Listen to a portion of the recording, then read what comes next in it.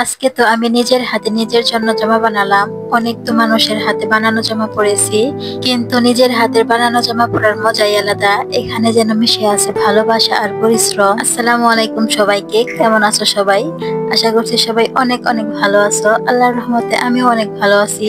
এখন প্রায় রাত 8টা বাজে, আর এই সময় আমি আমার হাজবেন্ডকে নিয়ে আসছি বাজারে, কেননা আমি আজকে কিছু গস কাপড় কিনবো। আর আমি গস কাপড় কেনার পর সেই গস কাপড় দিয়ে নিজের জন্য জামা তৈরি করব। সো এখন আমার পছন্দ করা গস কাপড় গুলো তোমাদেরকে দেখিয়ে দিই। একটা ছিল আমার নিজের পছন্দ করা, আরেকটি ছিল আমার হাজবেন্ডের পছন্দ করা। আচ্ছা, তোমরা কি বলতে পারবে কোনটা আমি পছন্দ করেছি আর কোনটা আমার হাজবেন্ড? আমি যাকে নিয়ে জামা কাপড় কিনতে যাই, আমি তো তার মাথাটা একদম খারাপই করে ফেলি। আসলে গস কাপড়ের দোকানগুলোতে এত এত গস কাপড় থাকে যে কি আর বলবো, কোনটা রেখে কোনটা নিব বুঝতেই পারি না। আমি তো একদম সবকিছু গুলিয়েই ফেলি। সেলোয়ারের জন্য কাপড় সর্বপ্রথমে কেটে নিচ্ছিলাম, কেননা সেলোয়ারের কাপড় কাটা সবচাইতে বেশি সহজ, তাই আমি সহজ কাজটা আগে শেষ করে নিচ্ছিলাম।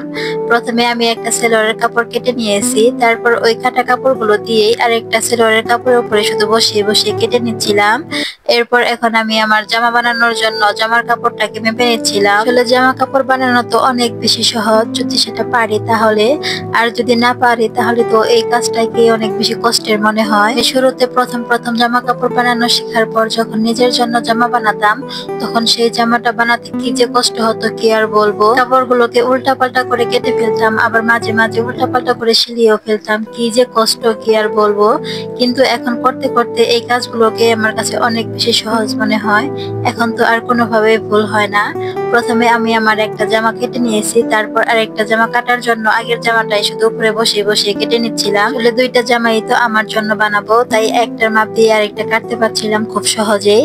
এরপর আমি এখন বসে পড়লাম জামাটাকে সেলানোর জন্য। আমি সর্বপ্রথম হাতার কাপড়টা সেলাই করে নিচ্ছিলাম। আর আমি আমার আজকের এই জামা দুইটা কিন্তু মাত্র 2.5 গজ কাপড় দিয়ে বানিয়েছি, যার কারণে হাতার মধ্যে জোড়া পড়েছে। জোড়া পড়লেও কোনো সমস্যা নাই, সেলানোর পর তো তেমন বেশি একটা বোঝাই যায় না। নিজের জামা নিজে নিজে বানালে কিন্তু আরেকটা সুবিধাও আছে, খুব অল্প কাপড় দিয়ে নিজের জন্য নিজের জামাগুলোকে বানিয়ে ফেলতে পারি। তো এখন দেখো আমার একটা হাতা সেলানো হয়ে গেছে, তাই একটু হাতে নিয়ে দেখিয়ে দিলাম তোমাদেরকে। আর এখন আমি আমার জামার গলাটা সিলিয়ে নিব। আর এখন আমার জামাটা সেলানো হতে হতে চলো আমরা আমার আগের ভিডিও থেকে একটা কমেন্ট করে আসি। যোদ্ধার সহধর্মিনী, উনি আমাকে লিখেছেন সকাল।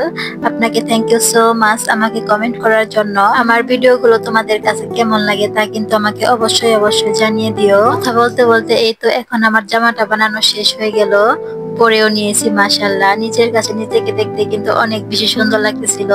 তোমরাও কিন্তু জানিয়ে দিও তোমাদের কাছে আমার জামা বানানোটা কেমন লেগেছে। আমার আজকের ভিডিওটি এইখানে শেষ করতেছি। সবাইকে আল্লাহ হাফেজ।